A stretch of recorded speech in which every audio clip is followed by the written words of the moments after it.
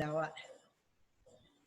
Muy buenas tardes, feliz de poder estar con ustedes hoy y además muy realmente privilegiada por contar hoy con nosotros con Eleonor Fernández Muñoz. Eleonor es graduada es una jurista internacional graduada en Lovaina y ha trabajado durante una década en Camboya con los tribunales de justicia internacional, ha trabajado en Kosovo, en Colombia ha tenido también intervenciones con el tema de los acuerdos de paz. El año pasado murió el ideólogo del Khmer Rouge, de los Khmeres Rojos, y este año, hace unas semanas, fue que murió el torturador estrella de este grupo político que gobernó Camboya y que produjo uno de los genocidios más grandes del siglo XX. Eleonor estuvo ahí 10 años, pero Eleonor ha estado en toda su joven carrera, pero además muy sólida e interesante, con los temas de justicia internacional, de derecho de reparación a las víctimas, del papel que deben jugar las víctimas en estos juicios. Y entonces con ella vamos a analizar eso precisamente. ¿Qué pasa con la justicia internacional? ¿Qué pasa con las víctimas en todos estos crímenes, genocidios que se dan tristemente en nuestra sociedad? Y especialmente el siglo XX fue en eso excesivo, ¿verdad? Bienvenida, Eleonor. Gracias por aceptar esta invitación. Eleonor está en Alemania, tiene 4 niños pequeños, vive en Alemania, está casada con Oliver y trabaja en este momento con Naciones Unidas en temas de justicia, de reparación de víctimas. Eleonor, ¿o estoy confundida con eso? Hola, muchas gracias primero por la invitación y por querer hablar conmigo sobre este tema que ha sido, sí, mi trabajo de los últimos casi 15 años.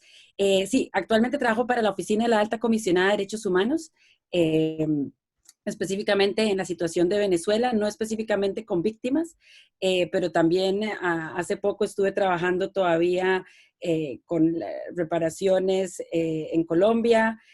También he trabajado, bueno, como usted dijo, en Camboya por mucho tiempo. Y sí, principalmente siempre ha sido las víctimas desde que empecé hace ya en el 2004, 2005.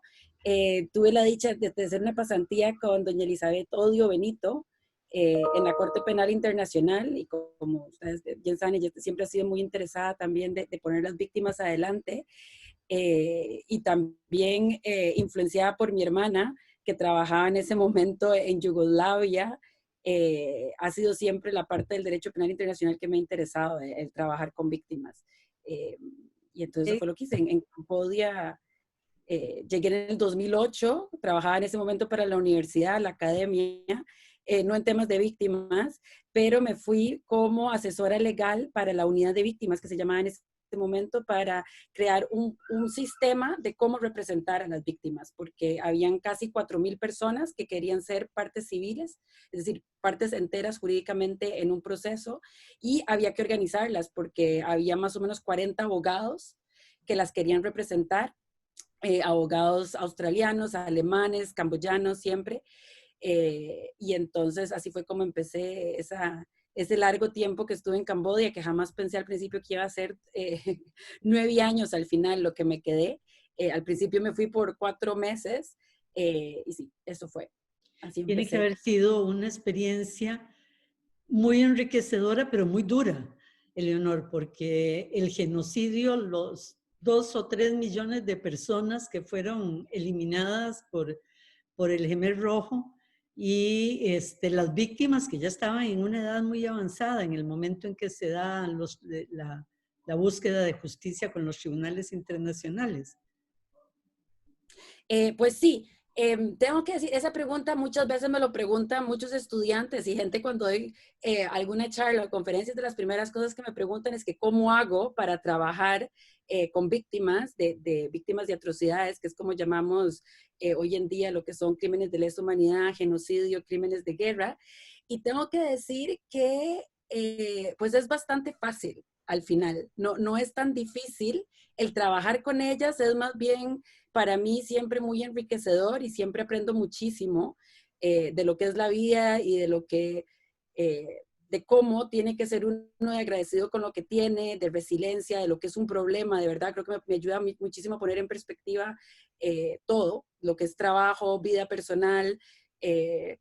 Pero yo creo que lo que es más difícil en este contexto es cuando uno trabaja para las víctimas en este tipo de institución, que siempre son políticas al final, ya sea un tribunal, ya sea la oficina de Naciones Unidas, ya sea una agencia, ya sea un gobierno, ya sea una ONG, siempre hay ciertas políticas y agendas que se siguen que no son siempre lo que deberían de ser o lo que las víctimas quieren. Entonces yo creo que para mí siempre ha sido lo más difícil no trabajar con ellas y leer a diario historias, las experiencias, los crímenes que ellas han sufrido o entrevistarlas o hablar, sino más bien de pasar ese mensaje a las personas que son responsables después a hacerlo más, digamos, tangible en términos de justicia, ya sean los jueces, de tomarnos en cuenta de verdad, ya sea la defensa, de respetarnos, ya sea los fiscales, de verdad tomar en cuenta la evidencia y lo que están diciendo de cierta manera. Entonces, yo creo que para mí eso ha sido siempre lo más difícil, esa parte, más que el de hecho de trabajar con víctimas, porque las víctimas son excepcionales, son siempre personas excepcionales, que no se me hace difícil trabajar con ellas. Siempre he preguntado, desde la enorme ignorancia sobre el tema, siempre me he preguntado si los juicios internacionales se manejan como los juicios entre personas en los países. Me explico. En el juicio, en este tipo de juicios hay tres patas del banco. Uno es el victimario, otro es decir, es el fiscal, el que acusa, el abogado defensor, pero ¿y las víctimas? O sea, ¿cómo están representadas y qué papel juegan?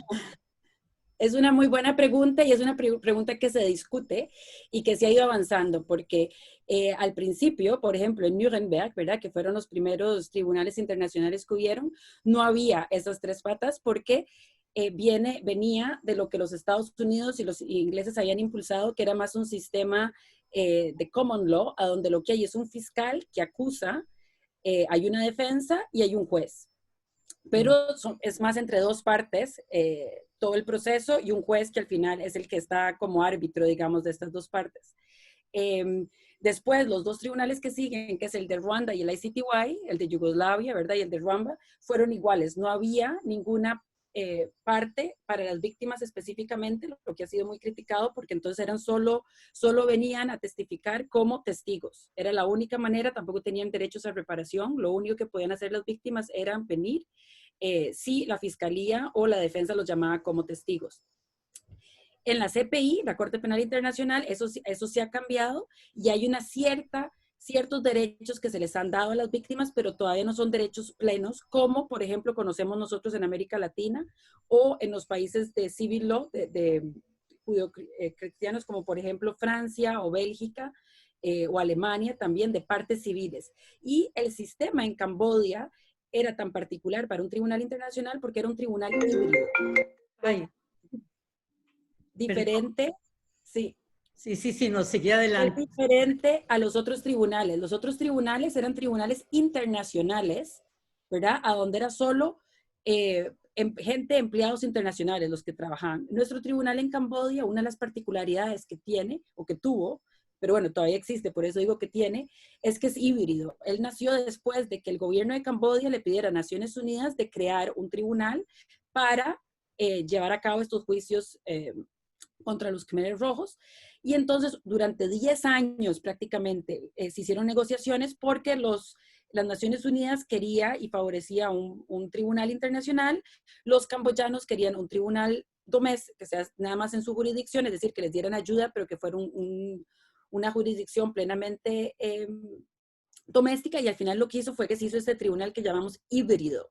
Lo que quiere decir es que toda decisión, todas las oficinas del tribunal estaban constituidas por internacionales y cambodianos. Por ejemplo, yo trabajaba con un abogado principal que se llamaba internacional y un abogado principal camboyano. Las defensas estaban todas constituidas de un abogado principal defensor camboyano y un abogado defensor internacional de todos los países del mundo. Teníamos gente desde Australia, Holanda, Francia, Inglaterra, bueno, de por todo lado. Y igual los jueces.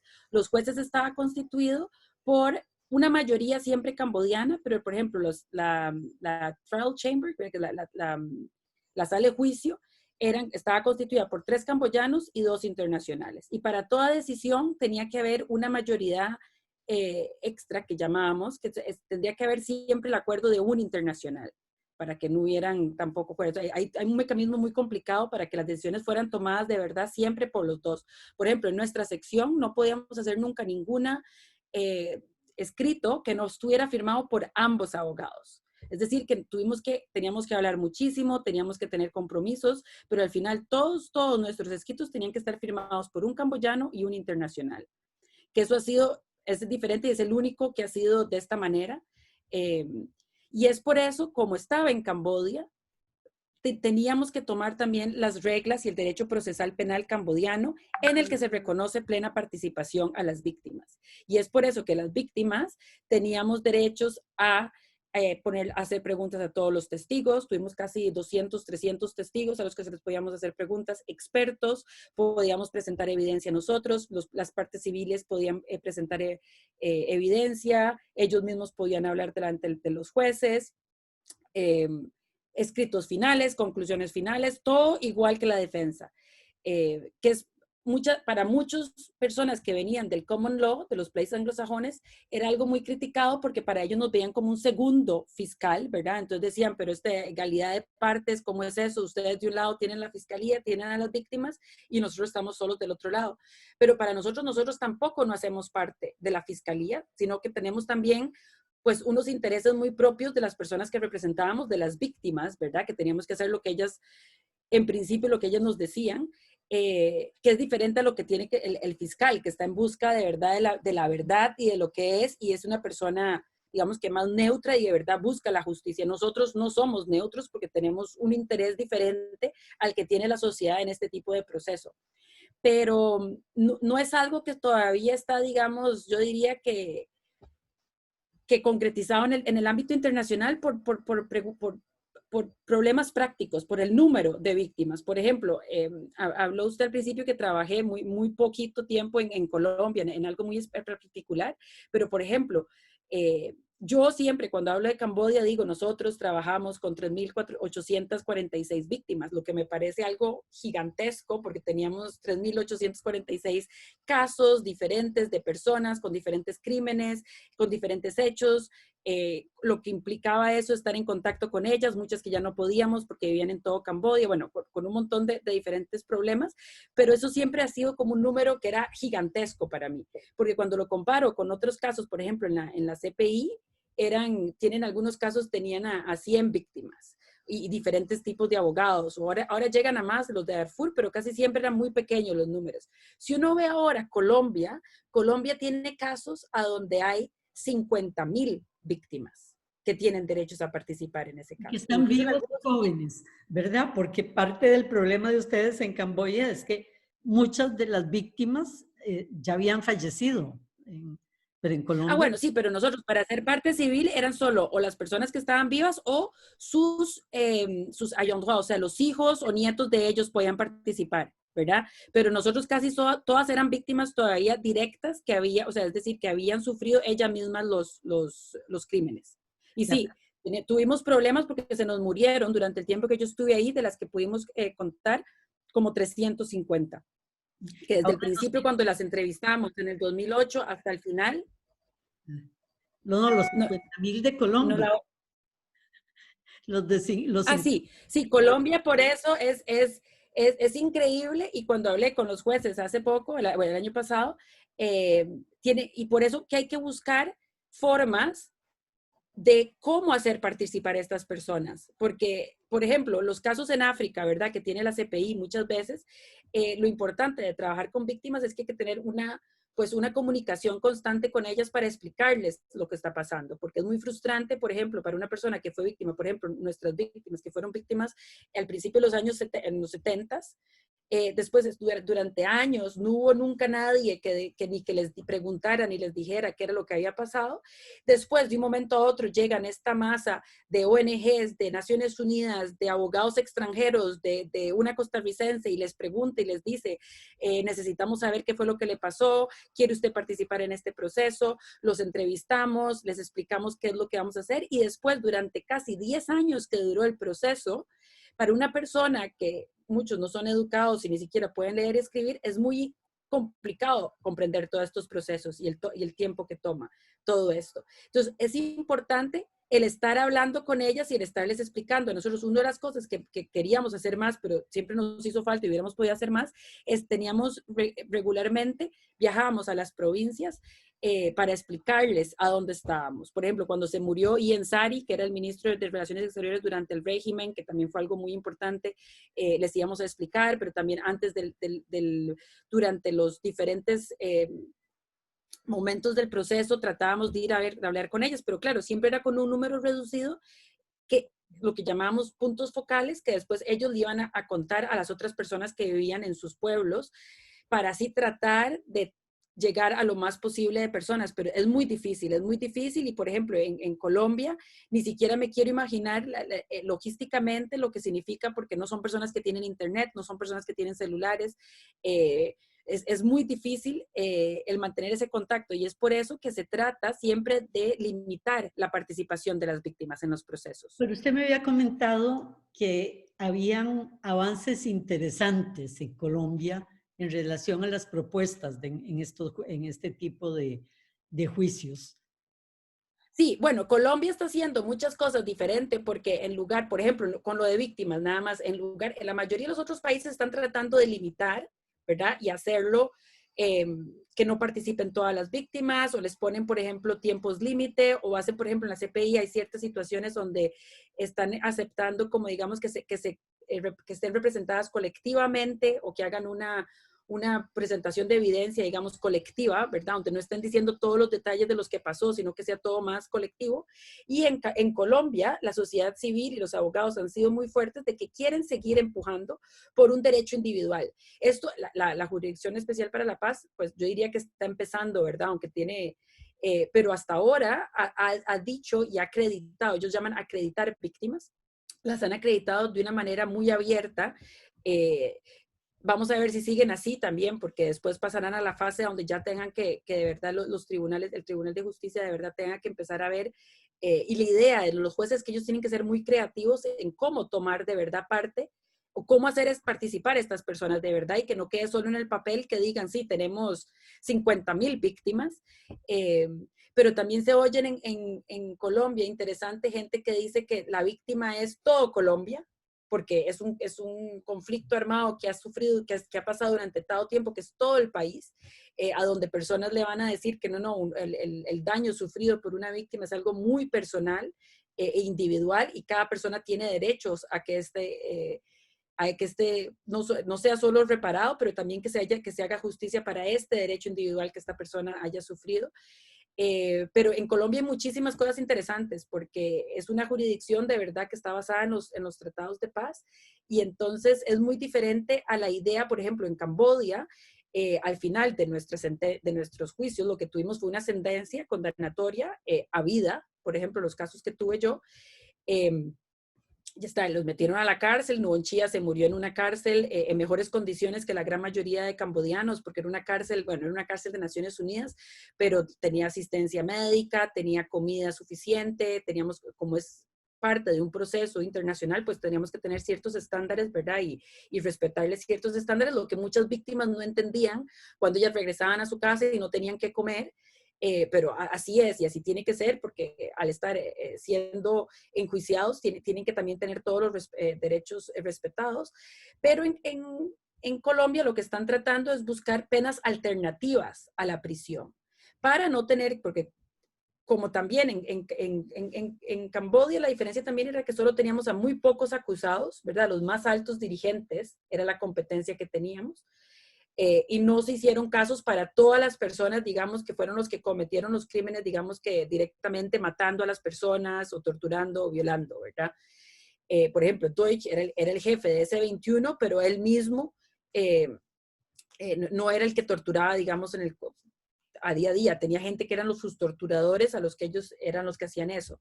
En Colombia sí se está tratando de perseguir a todos los diferentes niveles, a los más altos responsables, pero también a todas las otras personas que hicieron parte y que cometieron crímenes. Y eso hace que en esta idea de justicia transicional, pues se tomen otras ideas. Y esto es las ideas en Colombia, por ejemplo, de que tienen que ser medidas alternativas de prisión, ¿verdad?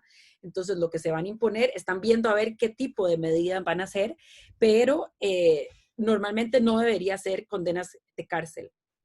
Imposible, además, meter 50.000 personas a la cárcel. Bueno, en Ruanda, por ejemplo, es uno de los problemas que tuvieron. En Ruanda hicieron los casos en el Tribunal de Ruanda, ¿verdad? Para también los más altos responsables y algunos medianos, pero sobre todo. Y en las cárceles ruandesas hicieron miles de procesos, los llamados Gatata, que también fueron muy interesantes porque eran a nivel, digamos que de las comunas, incluso de los pueblitos donde la gente se sentaba y si la persona, era algo como una especie de diálogo, pero bueno, no siempre, pero la persona tenía que admitir lo que había dicho, al final se pasaba una condena y esas personas sí están en las cárceles y están las cárceles llenísimas. Entonces han visto también que eso es un problema porque ningún estado tiene la capacidad después de un conflicto así de meter a la gente a la cárcel a toda. Yo en algún momento te comenté eso, pero la pregunta es, ¿un proceso tan diferente fuera de la Corte Penal Internacional del CPI que se dio en Sudáfrica, por ejemplo, en que sí hubo juicios, pero era totalmente diferentes a como se realizaron en cualquier parte del mundo y más fuera de lo jurídico y más cerca de búsqueda de conciliación, aceptación de culpa aceptación de culpa y conciliación con las víctimas. Eso se ha estudiado, se ha registrado, ha ayudado en parte a lo que ha pasado en otros procesos o ha pasado como una característica. No, hay muchísimos. He estudiado porque yo creo que todavía seguimos buscando una manera universal de que sería buena para todo el mundo, ¿verdad? Una manera, por ejemplo, que usted dice que son como las comisiones de verdad, que han habido muchísimas, ¿eh? Solo en nuestra región hemos tenido unas 20, creo, o tal vez 15, pero en todos los países han habido. En África han habido, en Asia han habido, hasta ahora incluso hay algunas que se están dando en Australia, están habiendo aún ahora con los aborígenes, en Canadá hubo. Esta forma de la típica, digamos, que empezó con Sudáfrica, que es la Truth Commission, una comisión de la verdad, pues tiene sus cosas buenas porque tiene la idea de que la persona puede decir normalmente la verdad, ¿verdad? Que eso es lo que se quisiera, que se llegara a una verdad plena. Y la víctima puede oír, que muchas veces es lo más importante para las víctimas, que la persona reconozca lo que se ha hecho. Luego está la gente que critica y dice, pero eso no es suficiente, hay que ir más allá porque se necesita algún tipo de sanción. Porque el solo llegar y decir, yo hice esto y esto, y si que nadie de verdad compruebe si esto es todo lo que hizo, no da una satisfacción. El problema es que yo creo no vamos a llegar nunca a tener un sistema que es bueno para todo el mundo, porque para muchas víctimas, por ejemplo, en Camboya, lo que me parecía siempre muy interesante, es que las víctimas, para algunas de ellas, les teníamos que explicar absolutamente todo lo que era un proceso penal, porque el sistema de ellos no servía, o sea, tienen tribunales, pero no sirven. Entonces, al principio, cuando llegamos, les explicamos, esto es un juez, esto es la defensa, esto son el fiscal, él es el rol de esto. La defensa para nosotros es importante también, porque queremos que estén bien representados y que al final lo que sea confirmado por los jueces sea de verdad una verdad jurídica, por lo menos, imparcial, que no puedan llegar a después a decir, no, esto no ocurrió nunca, esto son mentiras, esto. Pero para ellos, para muchos, la reacción era, pero de por sí, nosotros sabemos lo que pasó, porque nosotros estábamos ahí. Así que yo sé exactamente lo que me hicieron y no necesito un juez que me venga a decir esto y esto pasó. Además, esta persona la van a meter a la cárcel y a veces eso nos pasó cuando hubo la condena, la condena de Nuon Chea y Khieu Samphan, nosotros como abogados estábamos felices porque era, bueno, de vida, esto y lo otro, y las reacciones de muchas de ellas era, pero bueno, a vida significa que son como 5 o 6 años más, porque ahorita se van a morir. Entonces ellos ni siquiera entendían, o sea, el simbolismo de eso, y entonces uno se da cuenta de la desconexión entre nosotros y ellos, y entonces algunos pedían, no, a nosotros nos gustaría entonces que, cuando hablábamos de hacer apelaciones, que tal vez le pongan cadenas a los sarcófagos, porque entonces así, en el más allá, sí de verdad van a seguir en la cárcel. Entonces, bueno, eso no es posible porque no podemos pedir hacer eso en una sentencia, pero por ejemplo, habían otras personas que nos decían, bueno, de por sí está el karma, así que hagan, o sea, digan lo que digan, porque los dos procesos en nuestro caso fue muy diferente. Por ejemplo, Doik fue muy particular porque él sí ayudó y dijo lo que había hecho. En la gran mayoría, él, durante la primera parte de su proceso, reconoció que había cometido crímenes, que era el jefe de C-21, que había sido un torturador, explicó, nos ayudó muchísimo a entender cómo era que funcionaba el sistema. Los otros acusados nunca hicieron eso, nunca dijeron que eran culpables, nunca se quitaron esta retórica marxista, maoísta extrema, siempre siguieron diciendo que lo habían hecho por el bien del pueblo, que eran todas inventos de los Estados Unidos, de Vietnam y de otros, que ellos nunca habían matado a nadie y que solo querían el bien del pueblo. Entonces, para las partes civiles, al oírlos, decían, bueno, pues no importa, porque ahí está el karma, nosotros sabemos qué pasó, y ellos se van a pudrir en los 7 diferentes niveles que hay del budismo, ¿verdad? Porque el infierno budista es mucho más grave que el infierno que nosotros conocemos mejor. Entonces, creo que es muy difícil, yo creo que imponer, y es uno de los problemas, yo creo que tiene la CPI, de imponer este tipo de justicia, primero desde tan lejos, en contextos tan diferentes. Por supuesto que lo que nosotros conocemos es pues que el ideal, alguien hace un crimen, crímenes tan graves que lo meten a la cárcel, pero muchas veces primero para la víctima no va a ser nunca suficiente, porque para las víctimas, por ejemplo, a los que les mataron en Camboya, yo tenía víctimas a las que les había matado 35 miembros de la familia, eso no le va a traer nunca, ni la vida, ni la familia, ni la gente que le mataron, ni si las violaron, ni si los torturaron, ni si perdieron a todos los hijos. O sea, son cosas que no se van a remediar. Como se nota, cuando uno está en Camboya, decís, pero ¿qué pasa? Por la calle va todavía, ya habiendo pasado el tiempo que pasó, y uno ve a gente joven sin brazos, sin piernas, sin, ¿verdad? Eso Discapacitados. sobre todo las minas. Esos son sobre todo las minas. Eso sobre todo de las minas, de los bombardeos que hicieron los Estados Unidos durante la guerra en Vietnam, que Camboya al final fue más bombardeada que Vietnam y que Laos, ¿verdad? Laos y Vietnam están. Pero sí, no, es una... O sea, son crímenes que son tan atroces y tan graves que hagamos lo que hagamos, no será nunca suficiente para las víctimas. Eso es algo que está claro.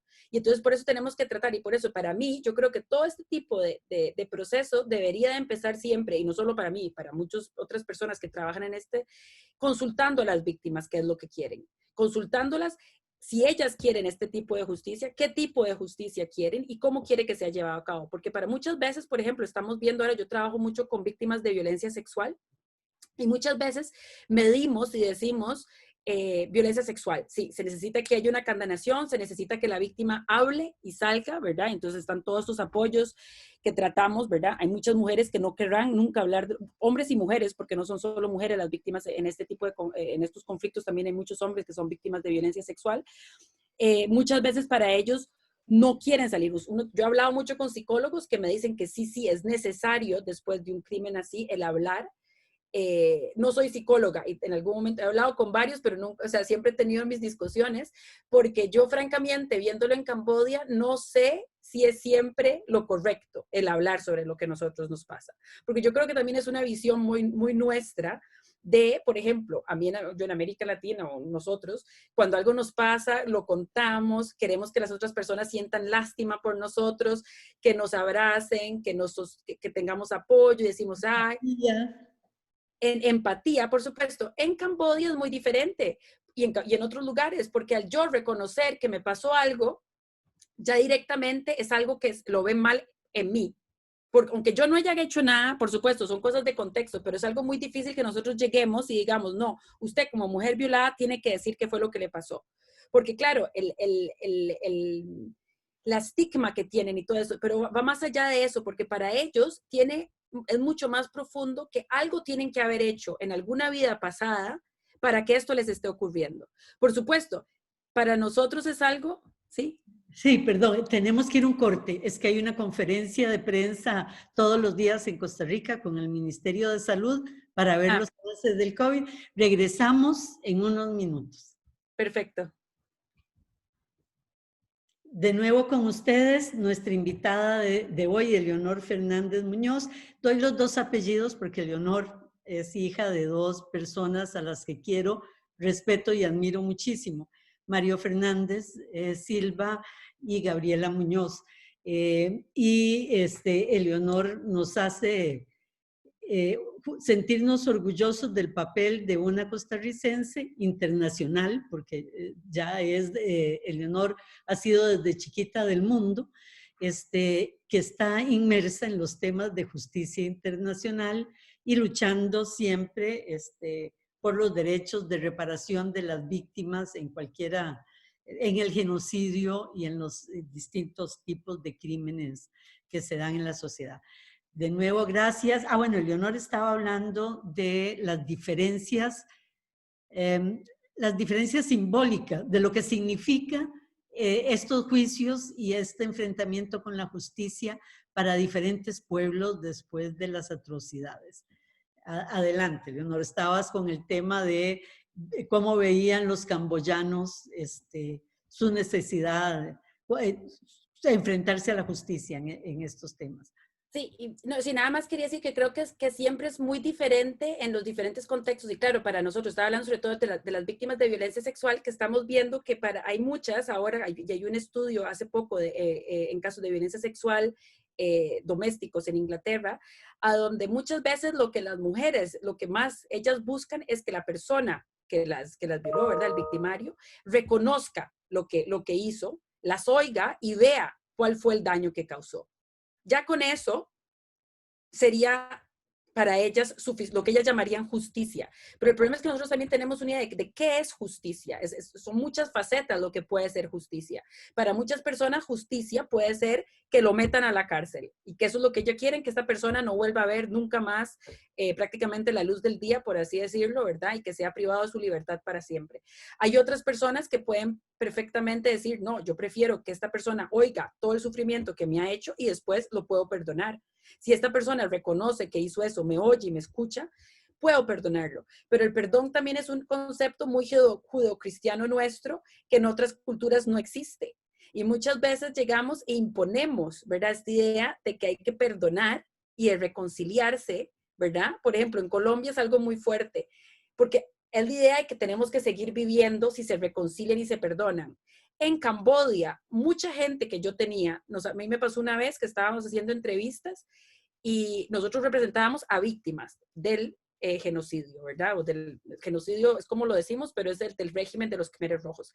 Y el régimen de los Khmeres Rojos, pues tuvo de víctimas a muchas diferentes personas diferentes. Al principio empezaron matando y exterminando a los intelectuales, exterminaron a los cham, que son los musulmanes que viven, que vivían, pero que siguen viviendo en Camboya, a los étnicos vietnamitas, que aunque ellos fueran educados por Vietnam, después se volcaron contra ellos, pero al final del régimen empezaron a purgarse y a matar a las mismas personas Khmeres Rojas. Y algo que mucha gente no sabe es que S21, esta famosa cárcel, que era una de las 300 cárceles que habían alrededor del país, ¿verdad? Nada más, S21 se hizo famosa porque estaba en la capital, pero había muchas otras.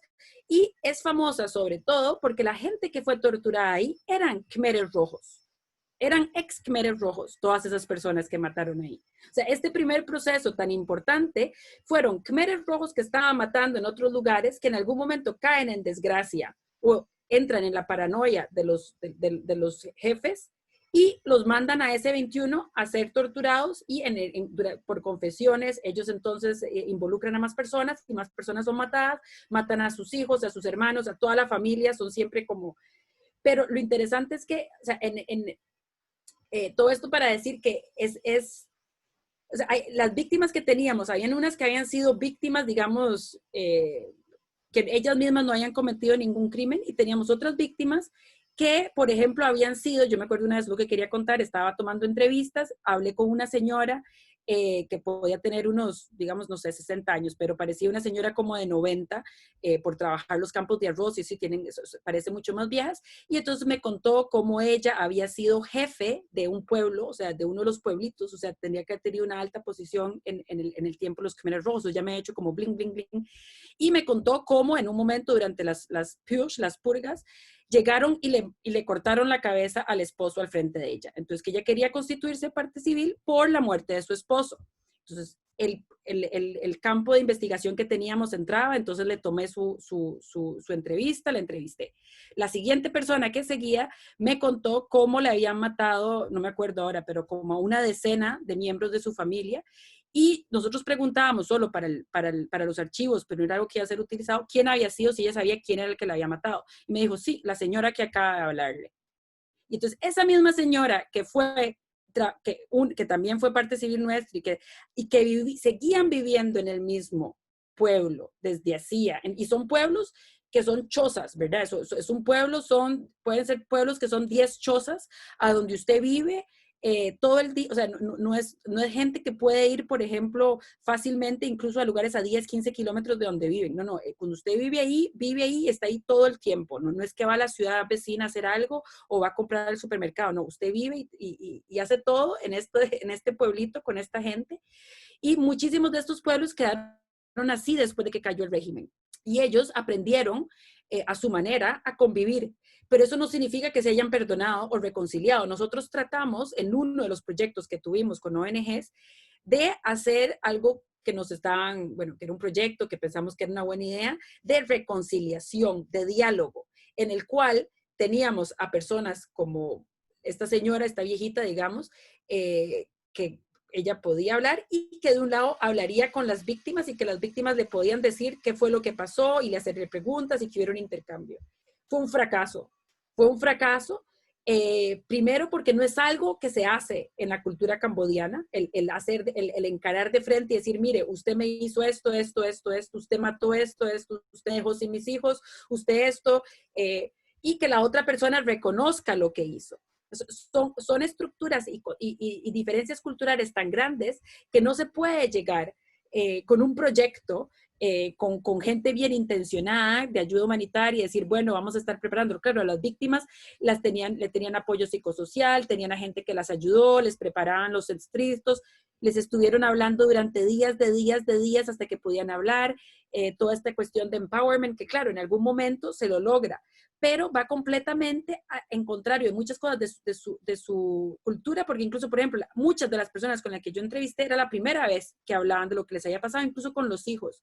Yo trabajé muchísimo en casos de matrimonios forzados y muchas veces al terminar la entrevista conmigo, la hija me decía, esta es la primera vez que sé y que entiendo toda la historia de mis papás porque habían sido casados a la fuerza por los Khmeres Rojos. Antes de eso nadie les habían dicho. Muchas veces, claro, sí.